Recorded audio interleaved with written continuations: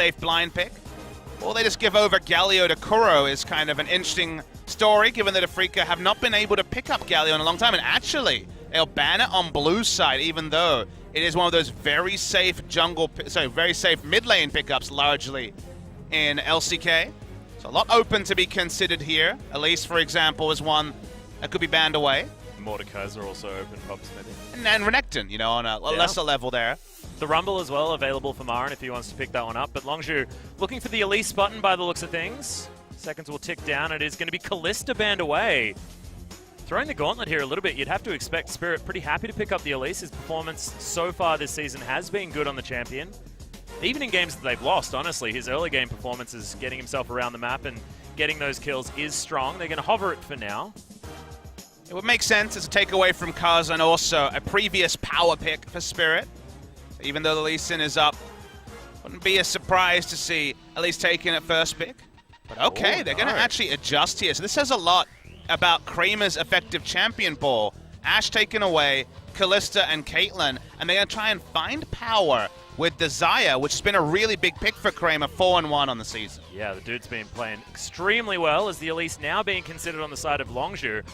And I really like the Kalista ban. We saw KT sort of fall apart when it came to Renekton trying to get on top of Kalista, so maybe Longzhu are going for some sort of Renekton picker. They potentially could, but Khan's going to say, nope, we don't want Marin to get Rumble, and I'm going to pick that one up for myself. They're going to deny Rumble away, like you say, but it is 7-12 Rumble, and definitely the laning phase impact is going to be lower. So taking such a big priority over something like the Renekton is conspicuous, but then you start doing the math and you say, okay, well, what does Rumble give you? It does give you more flexibility about the mid lane champion pool. BDD has played Zed a few times this season, doesn't necessarily have the best win rate on it, but some flexibility in the draft with the Rumble in the first round.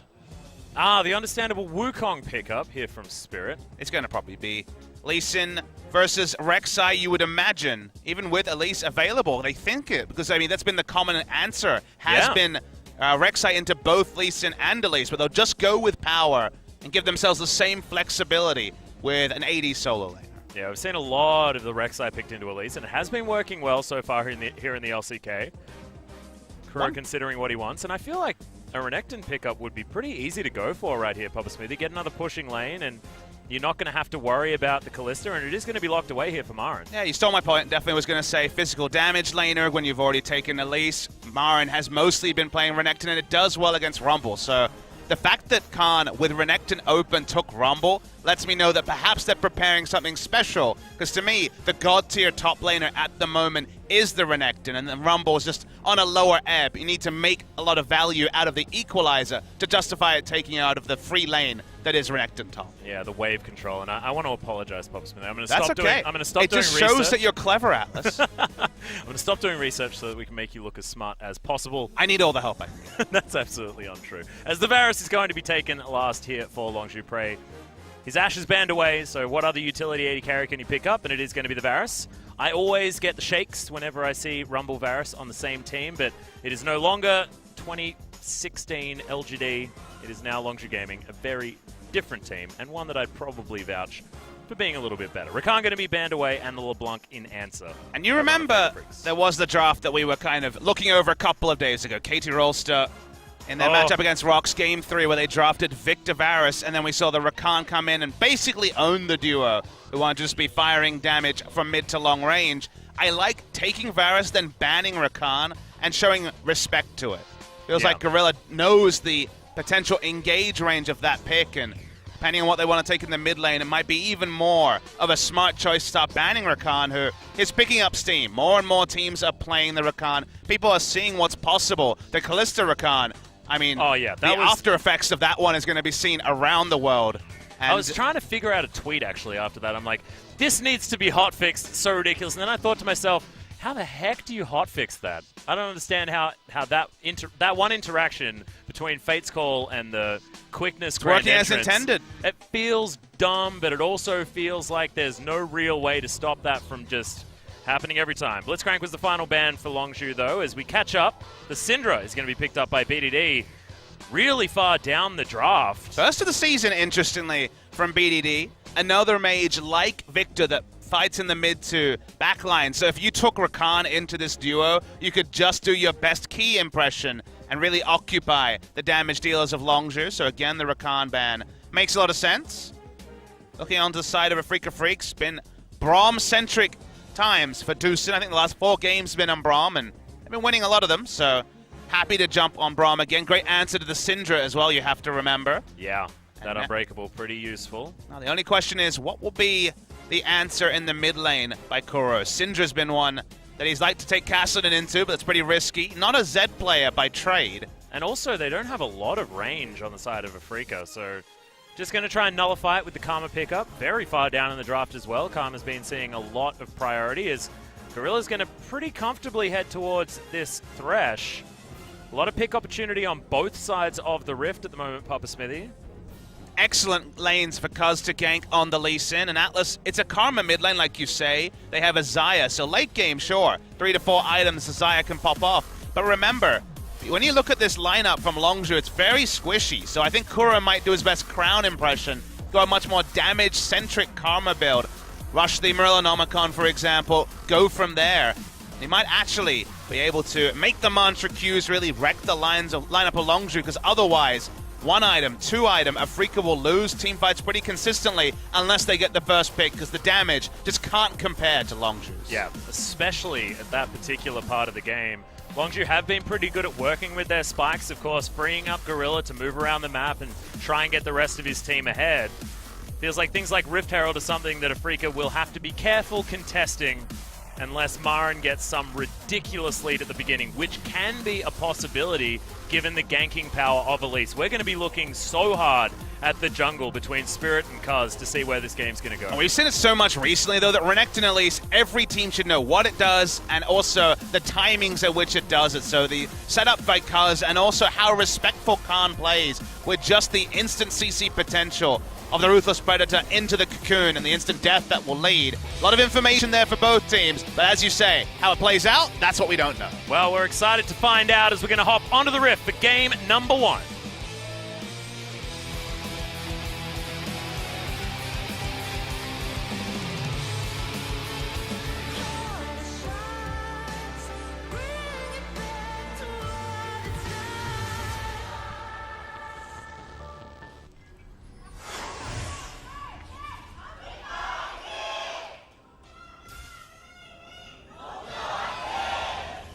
Fans out in force. Afreeca as well. Good representation for these two teams. Well and truly at the upper end of the standings. And on a sunny Saturday, full stadium here as well. Yeah. Longzhu and Afreeca. Longzhu picking up fans as time goes on. It started, of course, with the Prey and Gorilla Troop, and then with their good fortunes and also some of the lovable personalities. Great. Oh, Khan is so funny, Papa Smithy. I believe if you jump onto the OG on YouTube, there's a translated video of him going around with a video camera and doing some adorable things in the backstage area. So you can also see the Casta Jun fans coming out because it is his birthday today. Happy birthday, Korean hype man. Wow, there are some really cool photos there too. Yeah, good personal friend of ours. Atlas speaks very good English as well. Always fun to talk about. I mean, if you can pick the brain of any one play-by-play caster, there is a man with close to 20 years history behind him. We are pretty spoiled with the options that we have. Although he did almost fire me. It's too many games. That's true. Yeah, I was the guy that got 3-game series every single time, and he's like, I want to go to bed. It's true. He casts a lot of games. He does so many games. He's not even a League of Legends exclusive, man. The man works very hard. He does. None of your shenanigans, please. Yes, exactly. I got to stop with my shenanigans. Speaking of shenanigans, level 1 for now. Only real advanced ward is the ward onto blue side blue buff, trying to get information about the pathing from Spirit, which, when you consider what we said about at least Renekton and the level 3 death it may cause in the top lane, important information for Khan to have. Gives him that least lesser likelihood that he is ganked very early and the snowball begins for the Renekton. Already you got Tucson going down very low. I believe actually eats one of his biscuits, and the push is going to be gained by Longzhu as well. See multiple lanes actually pushing forward. Khan, the only one that doesn't really have that option now. The 7-12 Rumble. Spirit spotted out, and having knowledge of where that Elise is going to be so important. Kaz also going to be pathing around top side, like you see. Needs to be there for a potential counter game that they'll have advanced information of. Well, not a lot of vision for Afreeca thus far. Marin just asserting his dominance on his Renekton. But I'd like to think that he now respects Khan even more than he did previously. And he's like, well, I can't go to a Cullen to this matchup. I'm actually going to go Doran's Shield. Usually Marin is pretty blazing with exactly how aggressive he goes in his item choices. We'll have a slight pause here. We've had a couple of audio issues this week, so we'll wait and hear what the problem is. Or will we? I imagine we probably will. Well, the audio issues haven't been on our side, Atlas. I was making a funny joke. It didn't quite translate. You should explain how it was a funny joke. That'll make it way funnier. Hey, that's my strategy most of the time. It's like, you're if a hit it's at not parties, funny, Atlas. then you just smack your head into it for as long as you possibly can until it gets funny, you know? But no, it looks like, yeah, Cuz has some issue or another. But we'll see exactly what is going to happen. So we're hearing that there's actually a performance issue with Gorilla's PC. That's awkward. Yeah. Frame rate issue. Even more important than an audio issue. Yeah, there is the man on your screen right now. We'll see whether it's just going to take a restart of that particular PC. And in fact, we're back into it already. So. Mentioned it on the broadcast earlier this week, but Gorilla is dealing with some medical issues of his own. Yeah, the nightmare. He's the shot caller of the team and having issues with his throat right now, so it's going to be a little bit awkward. So we'll see if Longzhu in his stead can have other voices, like Cuz, for example, pick up the slack. Yeah, Prey as well, another member of the team who's at least got a lot of experience. Cuz is actually underleveled here to Spirit. We'll get the first damage, though. Yeah, exactly. And face checking is never a good idea in the jungle, as Marin's looking to come over here first, but doesn't get the Ruthless Predator. This is very important, as now Cuz looking to make his way back. BDD, the first one to rotate from the mid lane, but he's followed immediately by Kuro. Good flash! Gets Spirit out of the way as he's now looking for Khan. Kuro makes his way over, but doesn't find the damage on the Q. 3v2. Yeah, now Marin needs to make his way out. He's looking for the hero play. They're going for the double buffs, and they find them as Marin picks up a kill for Afreeca. Now Khan looking to burn him down. That Harpoon with the buff does so much damage, silences himself, and the orbs are going to land. Not a lot of mana left, but Kuro is super dead. The Rumble grabs a double kill. Doesn't matter whether you're nerfed when you pick up 3 kills in the early game, Papa Smithy. Could just go back and buy a Haunting Guys effectively after pushing the wave. Really big advantage, Longzhu. BDD, because it was on the red side, got the first roam, didn't have the same mobility that a Karma with her speed up has, but still was there. Invested the flash super early. You notice he did not take the roundabout way, he took the direct way as bot lane. Yeah, it's going to be a lot of damage onto Gorilla as Kramer just free auto attacks. The heal's not enough, and Afreeca going to answer back on the bottom side. Spirit, fantastic speed to get himself immediately towards the bottom side and influence that particular lane. He got an assist, so not enough gold for the boots of mobility, but might have been surprised with how fast the Spider ambled into lane. Crucially, Gorilla realized he was dead, so only Summoner used was Summoner heal from Prey. Yeah. We'll have his flash for potential turnaround play. Now Marin's going to find this matchup a lot more difficult. Still has the CS lead, but I have a feeling that that is going to change relatively quickly. Good stun from BDD there in the mid lane. And like I mentioned, straight up Haunting Guys pickup for Khan already. Has the health, so has some respectful stats. Could go into Seeker's Arm Guard for here, or potentially a Ninja Tabi, or maybe even just goes for Snowball double magic penetration, says, hey, whatever, I'm just going to roast the Crocodile. Oh, we saw on this patch. Oh, actually, in goes Cuz looking for Marin. Gets himself a bit of his health back with that Q, but otherwise, Crocodile's in a little bit of trouble up on the top side. Double buffs, not the most conspicuous on a top lane Rumble, though, so for laners having double buffs, I'd be a little bit happier that it's a Rumble and not a mana user. Well, Kuro's actually going to get a lot of damage onto Cuz here, as now Spirit's going to close the distance, picks up the kill, doesn't get stunned by BDD, and slinks back into the jungle easily. This time didn't have the backup of his mid laner, and it's kind of the same story as when Afreeca Freecs were fighting on Longzhu's side of the jungle earlier. This time fighting on the side of Afreeca. Down goes Cuz. Crucially, not the person who has the kill, so the experience and bounty won't be there than if Khan went down. But still, nice answering pickup from Afreeca, and we're all tied up, at least in terms of kills, at the 6-minute mark. 6 kills in 6 minutes. Oh, baby.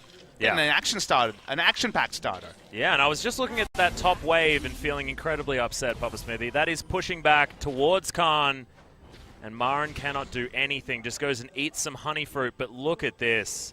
Khan with full control of this wave.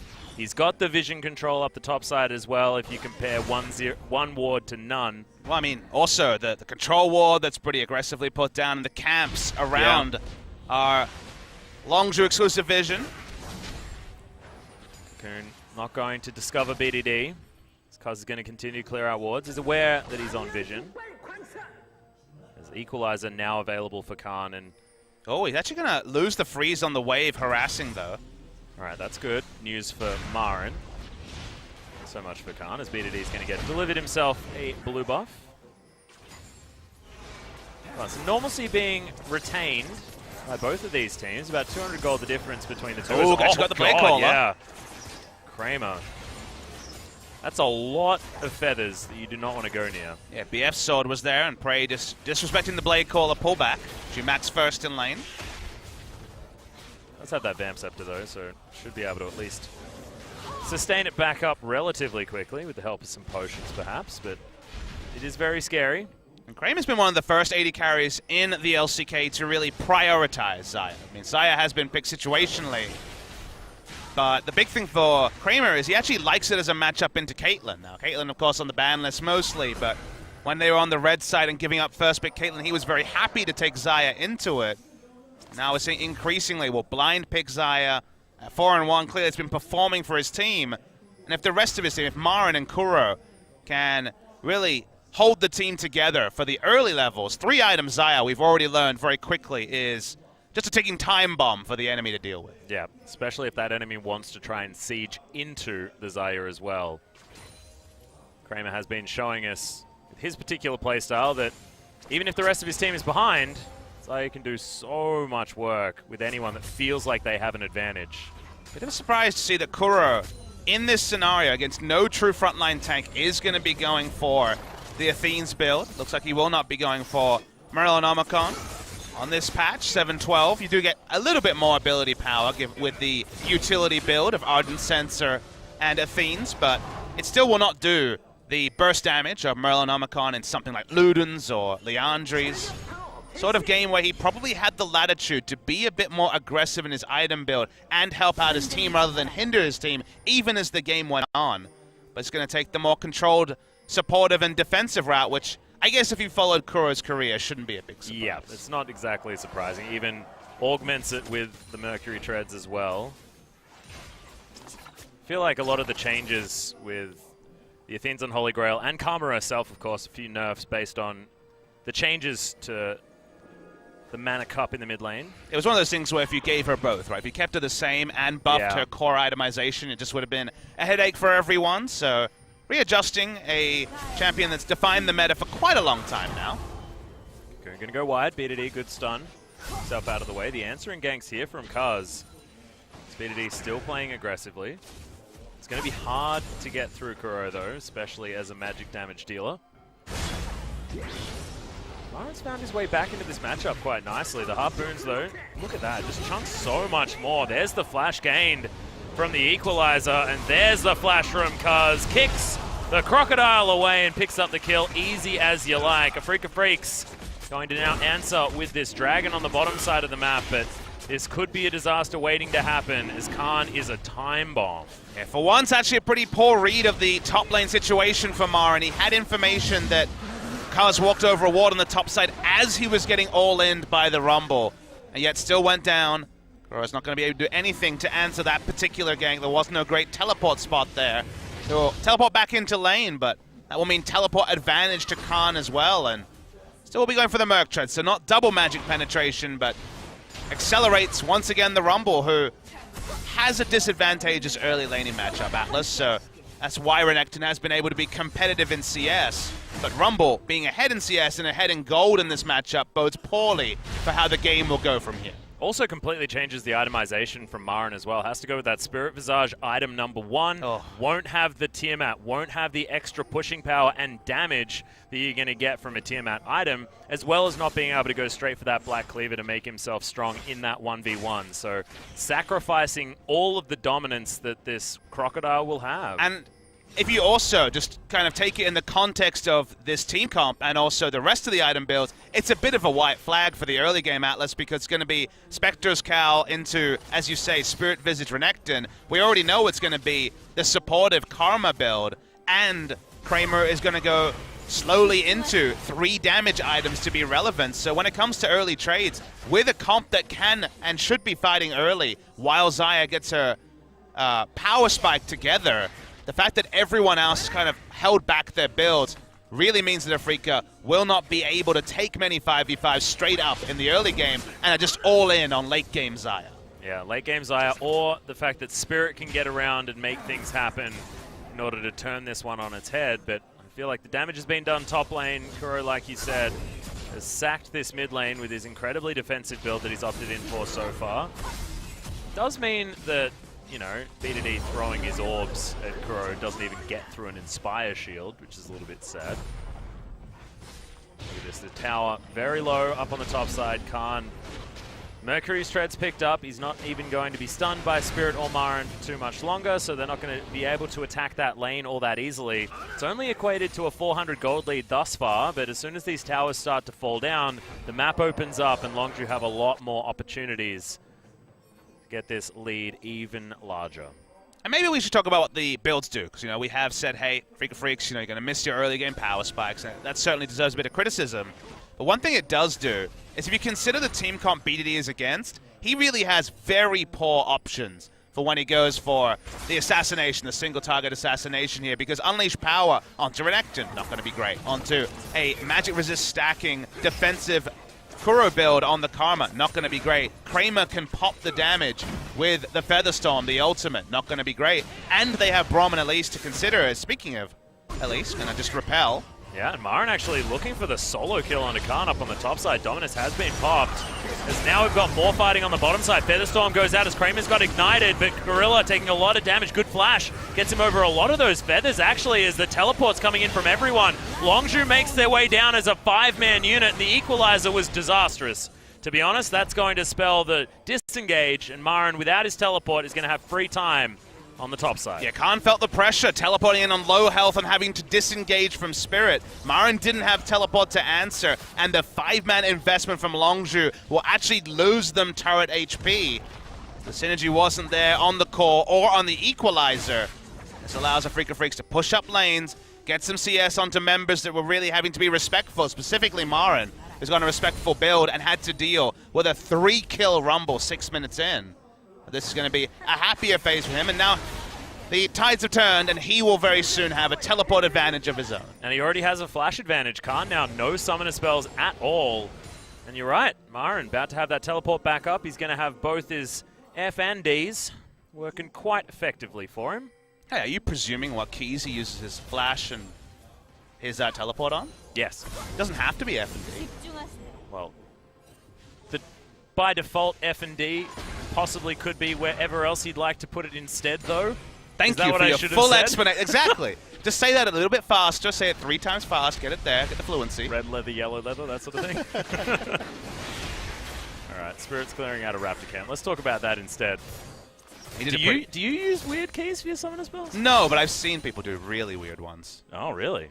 Well, there were all the people that would flip the mini-map as well because of their familiarity with other MOBAs. That's all true. Sorts that was of the Alex Ish special. There's the kickback. Marin's taking a lot of damage. Dominus is there, and thankfully he's got a lot of magic resist. So he will get a couple more auto attacks onto BDD before he dies. And the turret is going to follow suit. Khan says, I want full money for this because this was my work. And Marin wants something to be happening on the rest of the map because he really has bore the brunt of the early game from Longzhu. 15 minutes of being answered. First brick now goes down in bot. He has the teleport. He can call for a teleport somewhere else in the map, but because Spirit was kind of top lane meandering, if he could go bot lane, you see a ping right now. It's from Marin, you'd imagine, onto the enemy Gromp. He wants to be teleporting back behind the bot lane and going for a dive. But because Spirit is out of position, there's no one to put down a teleport ward. And for now, that's going to be a multi-step and probably multi-minute process for Afreeca Freecs to generate. Yeah, now Khan actually moving at least towards the mid lane, bottom lane area, understanding that Marin might be wanting to teleport. We saw a lot of pings on the side of Longzhu Gaming down there because they know what Afreeca like to do to try and get themselves back in, especially when Marin has a longer lane that he can shove up. Okay, Leandri's is done though. There's the arm guard. Lots of items for Khan. The hook isn't going to find Spirit. And we're definitely at the spot where it's Leandri's, Merlinomicon, Blade of the Ruin King is completed. Power spikes for Longzhu are much stronger, and Khan has level 2 equalizer. So Freecs, they'll poke around, but a full-on fight with this itemization will require significant outplay for Freecs to win. Yep, Afreeca are positioning themselves around this dragon. They're looking for the teleport in. A little bit of poke damage comes down, and Cuz gets slowed. But Kuro's not going to make his way over there, and the pincer attack not going to work. Marin cancelled his teleport as well, so he's going to concede. Thankfully for Afreeca, they were able to grab that dragon against the flow of time. So mountains are going to be even, as there's the kickback onto Tucson. Good flash, gets himself out of the hook. Dark Passage gets Cuz out, who lost a lot of his health bar. Yeah, and Afreeca at the same time, they're pushing up 2 minion lanes, so going to have to pull back here. Get back into the lane. They may actually lose most of the turret HP, but not quite the turret just yet. Yeah, Gorilla has to be a little bit careful, as the hook going to be dodged expertly there by Tucson. And Spirit is waiting now. Can they get a ward in here? Will they even try? They will die trying to ward at Atlas, so for now you can see Gorilla just trying to provoke something. Well, that's the provocation. Boom goes the Thresh. Gorilla, I was expecting a pause there. He's like, my screen went great. I didn't want to put it in great. And that is going to spell the turret as well. Oh, very cute. Something that most Syndras do, but still. Very close by Kuro. Mountain of gold on multiple members of Afreeca, and also a ridiculous amount on BDD as he works towards maybe a Ludens or whatever his second item of choice will be on the Syndra. People differ. We could still see something like a Haunting Guise as well. Yeah, I want the Crown build. Crown build always makes me pleased, Papa Smithy. Khan is getting chased by Kuro. It's in vision now. Yeah, there's the flash. They just want to lock him down. Shut down gold aplenty right here, and that equalizer, decent positioning, honestly, but it is going to be the first kill, and Cuz, he could be in trouble. Just throws down a ward, was looking for a ward jump, didn't have a safeguard, so he's going to have to use his flash. Does make his way out, but Marin gets his revenge and only adds to that large pocket of gold that he was sitting on. Finally gets a bit of joy in the top side, does Marin. Will be able to push up as well. Speaking of top side, with the Freecs moving here first, they get the inside track onto the Rift Herald at 19 minutes. Even a delay here will take it off the map, remember, Atlas, because it will despawn in about 40 seconds time. Yeah. Okay, the rest of Longzhu are making their way around. Remember, BDD does a lot of damage. Again, Longzhu are probably pretty happy with not even being able to pick it up as long as they deny it from Afreeca. Well, there's the hook. It's going to land on a Tucson. Good unbreakable dodges. Fair bit of damage, but he's still going to fall down as Prey grabs that kill.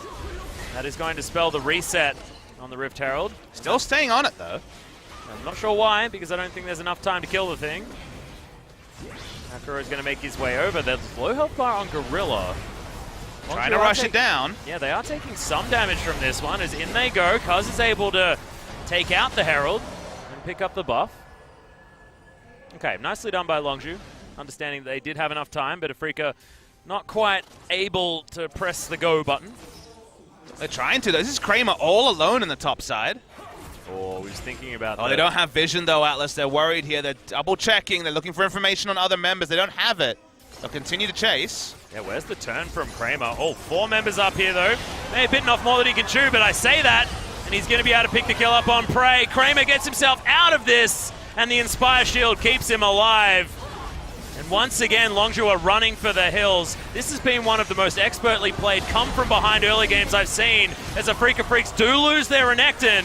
But look at the health bars of Longzhu. They should fall one after the other. The turret goes down. Kramer grabs that. That's an easy kill for Kuro. And can they snowball the turret take into this inner? Don't know whether the minions are there, and the back does come in from Cuz. But that is a 4-for-1. So worth. As Marin, it's the most selflessly I've seen him play for a long time. But it was a really big outplay from Afreeca as a whole, not just Marin. And Khan, who has all the gold, laid down the equalizer, got no value. We just saw the Rift Herald go down, and Freecs, they've got their eyes on an even bigger objective in the same pit.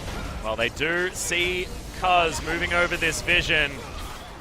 See what options they have to try and steal. They don't get it. It's actually Kuro that locks it down, so a lot closer than we would have expected. And the Lee Sin unable to get himself back over, so Afreeca Blue side proving to be very strong, but their play has been expert, and let's have a look at it again. So Prey and Gorilla didn't feel like they could go straight away because they didn't have information on the other members. Prey walks up and gets owned by Spirit and Kramer. Kramer lives throughout this, even Featherstorms and flashes out of the equalizer. Remember, Khan has all the gold from the early game, and thus him missing the equalizer is much more significant because the turret was on no HP. They can just take it down, keep going, instant double kill onto retreating, fleeing members. They get much, much more here, Afreeca Freecs, as they can turn this into a Baron. And just the shot calling was on point there. Everyone knew their limits, and Kramer was the tastiest bait. Longzhu bought it, hook, line, and sinker, and lost the Baron for it. Yep, all too easy. Shout out to Kuro there as well. His ability to play utility mids, no matter what they are, always seems to be impressive, but hit that item spike in the Ardent Censer and the Athene's Unholy Grail, and was just pressing all his buttons on all the right people in that last fight. Shielding fantastic as well. Baron buff, they want to walk up. Cuz does have the Rift Herald to try to buy time, but this doesn't seem like it's going to be a Rift Herald that'll get any turrets. Atlas probably just be a delay tactic when he uses it. Yep. Just dodges out of the way, does Kramer. Should just mean just wander up, take the last few health points. Equalizer comes in. They actually really want to stop this. Prey's going to get snared. There's the kickback. It's going to be the pickup onto Spirit for one for one. And Prey is so incredibly low. Good double stun. But Tucson sets himself up with that Unbreakable at the ready. And Afreeca Freecs should still be able to take down this turret eventually when the next minion wave gets here.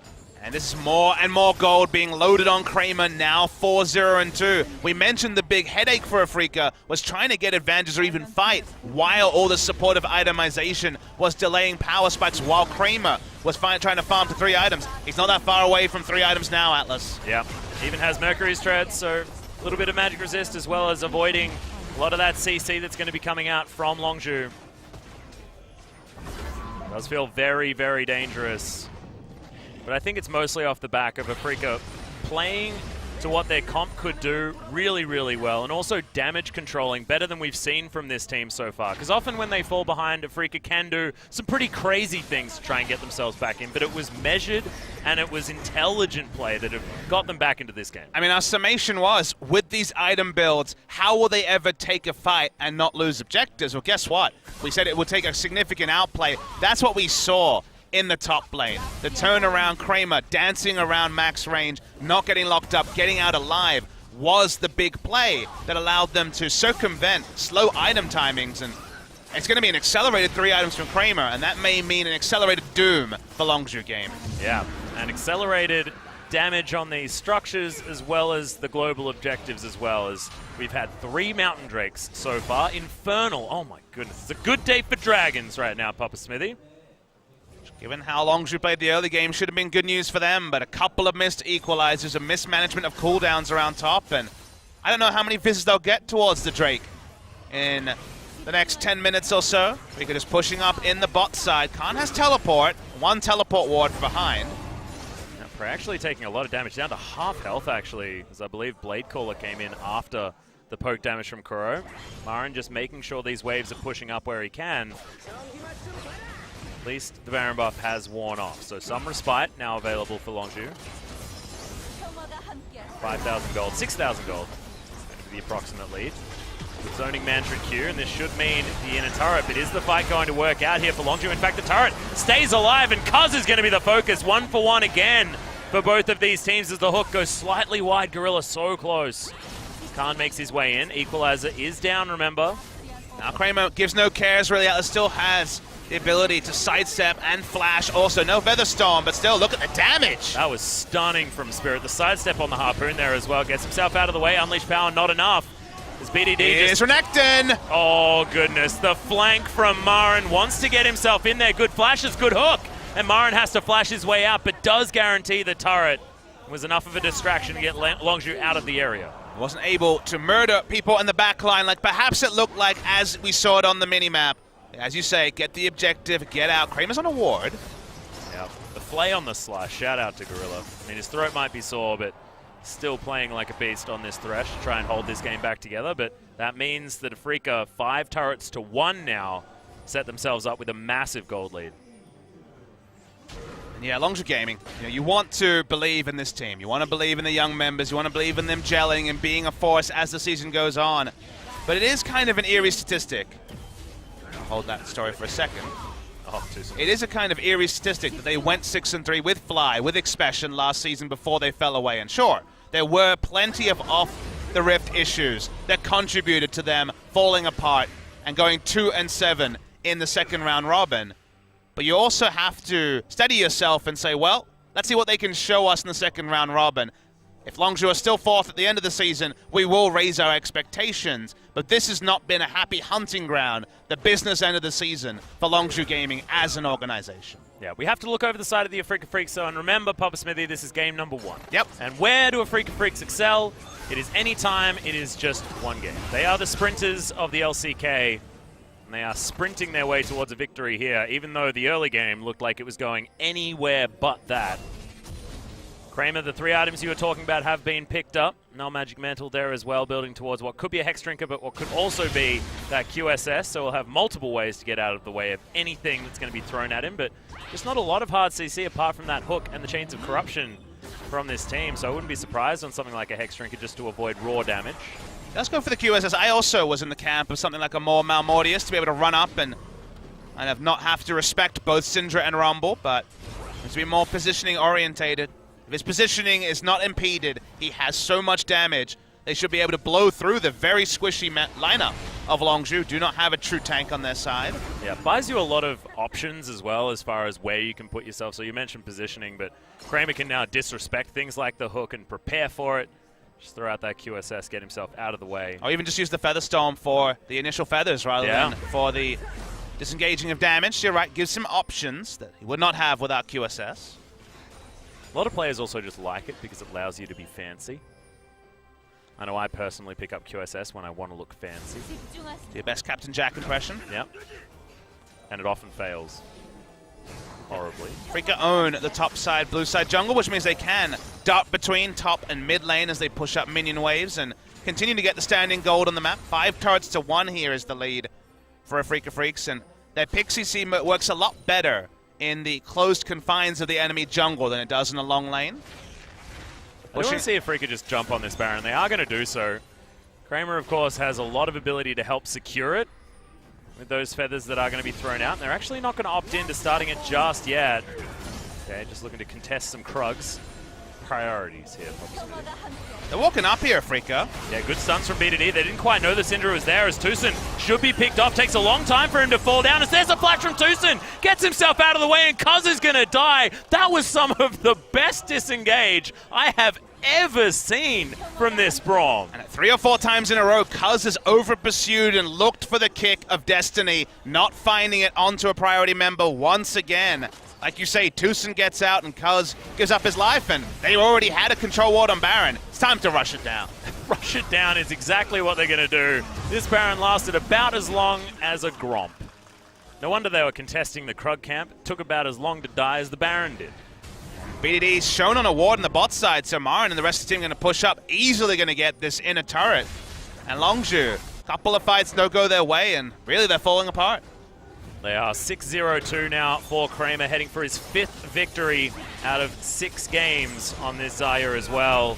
Redemption's going to come in for Longzhu. They're looking to try and set up for some sort of fight. Good hook onto Kuro as the equalizer in a decent position now. Tucson taking a lot of damage. Spirit has to hop up into the air and the Braum is going to fall. Nice Spirit hook. follows another back-to-back hook as Kuro going to give the double kill over to Prey. Kramer running for the hills, and I have a feeling Longzhu probably don't want to chase it too far in. Oh, what are you looking for? He wants Khan. Gets him. All too easy. And now he's looking happy to walk up against 4 people. Okay, maybe not. Good awareness of his positioning, though. 1 kill away from Legendary, and like you say, chomping at the bit for kills when none of his team are there, backing it up. That is how confident Kramer is with both Summoners and now the Mercurial Scimitar, previously the QSS, available. Was also at the same time as the minions were pushing in. Won't be able to take a turret with the minions, but we'll watch the replay here. And Longzhu getting 2 hooks onto Kuro. Bit of feeling between the old teammates there as Kuro and Gorilla went at it. First hook was the start. It meant that Tucson was out of position. Second hook also spelled the doom. So Gorilla, maybe diminished in the voice department, still on point with the mechanics, but crucially, turret went down in that time. Minion waves pushed up. Kramer will pick up the Infernal Drake. Next spawn will be the Elder. Afreeca Freecs still do trade up in objectives, even if some kills and a bit of confidence went the way of Longzhu. Yeah, does mean that a lot of Baron buffs are missing, as Kramer is the only one with that one encircling him. So far, I believe there might be one more Marin that has it on the bottom side of the map. So at least they can still push 2 lanes, these Baroned up minions. Kramer's going to make his way over, and as you can see, yes, Marin does have one as well. So now looking to try and break open this base. Decent wave clear on the side of Longzhu, and look at the stuns. Kramer just need to be a little bit careful. There is pick CC from both sides, so no one really wanting to overextend too far, and Afreeca Freecs abandon the bottom side of the map. Now look to see where else they can create pressure, but it does look relatively stymied. I think that Longzhu should be able to have a decent time defending this base. Siege is not something that Afreeca's comp does well. 3 ranged auto attackers, but Karma and Elise in this sort of a game without some kills aren't going to be able to walk up either, and Xayah might be the safest Xayah we've seen in a long time, with Summoner still up and the Mercurial Scimitar available. But the percentage move, push up those minion waves, put down the control wards, and either the red or blue side jungle, play around them, and get that kill when the rotations are attempting to come through from Longzhu. Yeah. Speaking of Longzhu, Prey does have his 3-item spike now himself. He's down 1 full item and a longsword, which is a little bit unfortunate. However, still going to be doing a fair bit of damage if he's not seen to the backline of these fights. 9,000 gold is the lead, and that's a Sterix gauge actually picked up by Marin. Just wanting to keep himself alive once he dives that backline. The Gargoyle Stoneplate going to help out in that regard as well. Yeah, the bonus health synergy is certainly on point. Oh, I want a Locket of the Iron Solari, imagine that. Oh, and that's kind so of the much surprise. Health. Why not a Locket of the Iron Solari in this case? I would argue, given all the extra health that was put down, would have got massive shields out of the 7-12 change, where 36% of your bonus health is turned into that temporary shield on the Locket. It's going for the more offensive choice, but Gargoyle Stoneplate and then the Overshield will be a significant amount of extra life. And you spoke about the 3 items from Prey. We've certainly had games where on-hit Varus has been not really been in a position to do damage because of backline dive. If you see a Zac on the enemy team, you won't be able to walk up and pump auto attacks out as a Varus. Against this team comp, you are pretty damn safe as Varus in the backside. Now, you do have to deal with Xayah killing the tanks, but if there is a fight somehow where the Xayah is trivialized and Prey is free hitting, he will still do definitely some respectable damage. Oh, yes. Khan now clearing out minion waves. Doesn't really matter about the nerfed status of the wave clear of a Rumble when you've got close to 4 items. Looks like he wants a Rabadon's Death Cap as item number 4.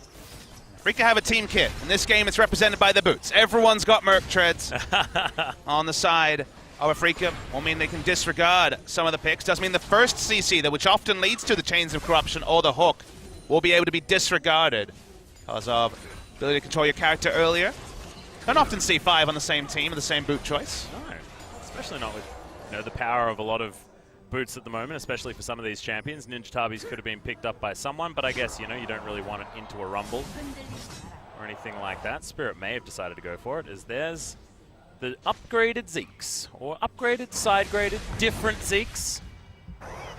It is the Zeke's Convergence, like you say. There is the rename. Feels like Braum is the one champion we've seen the Zeke's picked up on. Basically, the take-home message is that when Braum ults, there will be that AoE that goes around, a bit like a smaller slicing maelstrom, where enemies will be slowed, and also his AD carry, or whoever he's bound to, which is going to be the Xayah, don't get me wrong, will be doing 50% bonus magic damage. So and you consider for 40%, I believe, as well. Consider how much damage he's already doing. Any more damage is pretty obscene. Yes. So wait for the Glacial Fish to go off, and then the party really does begin for Kramer. Also gives Marin a few extra options as well, with the AoE slow of that icy zone that he will create.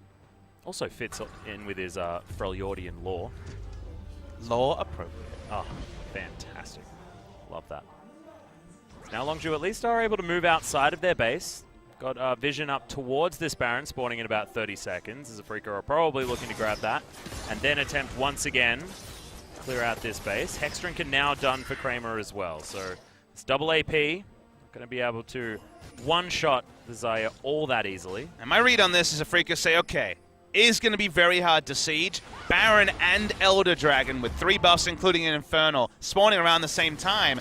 That will make Longzhu get out of their ability to turtle under inhibitor turrets, and those will be spots where Afreeca can find a preferential fight. And if they don't, they pick up those double buffs and dive. So I think that's going to be the read here from Afreeca. Does mean the game has slowed down a bit necessarily for them, but the action is certainly going to be coming in the next 3 or 4 minutes. I'd be surprised if this game went over 42 minutes. And I feel like if it does, Longzhu will have options of getting back into the game. We saw them up against Samsung. We saw that heroic defense of their base. 3 inhibitors down, didn't even seem to matter. It took Samsung about 65 odd minutes to try and win that game. Longzhu with a different composition this time, maybe without the teamfight prowess, but certainly are tools. And if they do manage to stall this one out, you have to think that Afreeca may not necessarily have the caliber to take them down the way Samsung did.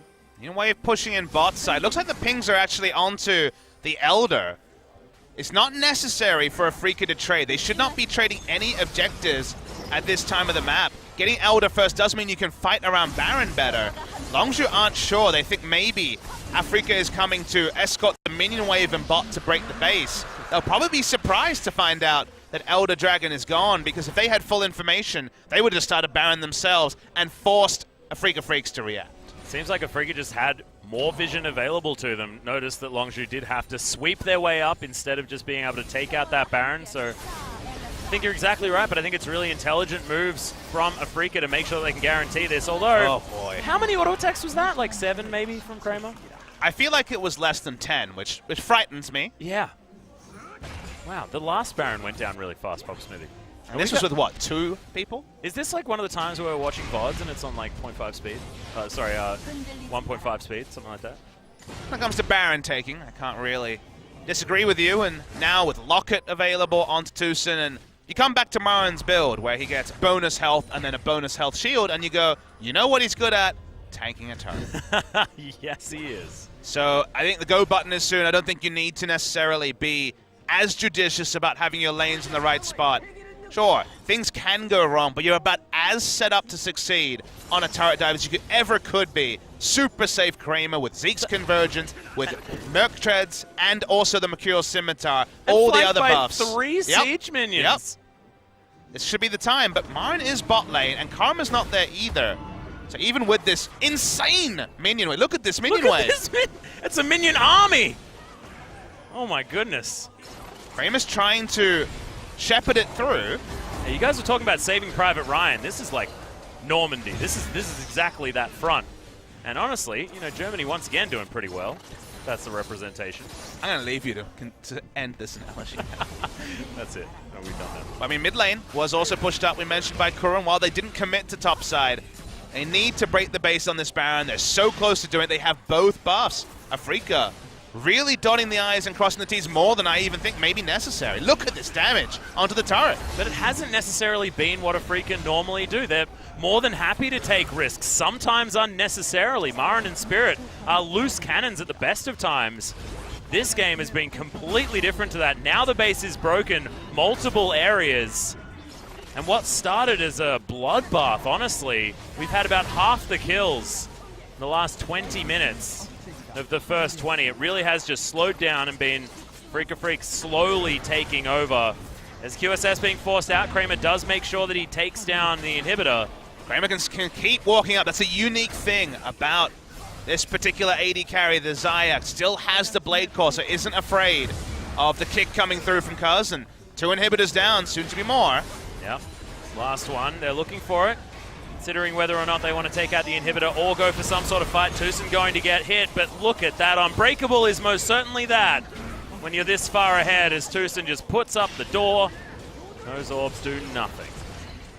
We're at the point where Kramer is the one-man carry. He is the whole team's damage, and that's what they always were going to have in the late game, accelerated by how strong he is. He's 1 kill away from Legendary, and a couple seconds away from icing the game. Yeah, once again, it's going to be damage tanked by Tucson. Good Inspire Shield there as well as the turret falls down almost as an afterthought. Gorilla, big shield comes in, and there's the Glacial Fissure. Kramer takes him down so quickly. Kramer's a monster! The double kill Zhonya's is there from Khan, but that should just be the triple, as it is. Kramer not going to be stunned up. He wants the pentakill, but there's members on the fountain, and the Nexus isn't going to last long enough. Afreeca Freecs dominant game one after what was a disastrous start. And what a hard carry performance from Kramer. Had double 80 carry bans at him. Caitlyn and the Callista, that has been one of his better picks, jumps on the Xayah first pick. They don't leave any chance for it to be taken away. A first pick Xayah and hard carry performance when his team needed it, when his team was going for supportive itemization or defensive itemization even earlier. There didn't need to be a bridge to a power spike Atlas because the power spike came early. 3 items quickly. From there, 4, 5, 6. Legendary performance from the master, previously Callista, now the Xayah on Kramer. And with his recent form, he's making an argument for being a top 3 AD carry in Korea. And I just want to throw out as well, the rest of the team working around what was a downfall on the top side of the map. As soon as Spirit comes out of the Death Chamber, he heads straight towards the bottom side, immediately gets themselves one of those picks, gets Summoner spells there as well. Actually, I believe Gorilla didn't even need to use his because he exploded, but it was the fact that they identified that top lane was a wash, that Rumble was going to take over. Didn't matter. They put their focus elsewhere. They damage controlled. Marin's build was correct. They just did everything that they could to mitigate all of the problems. But then you consider Longzhu made a big play topside, lost out, and from there really didn't do much and kind of watched as Kramer took around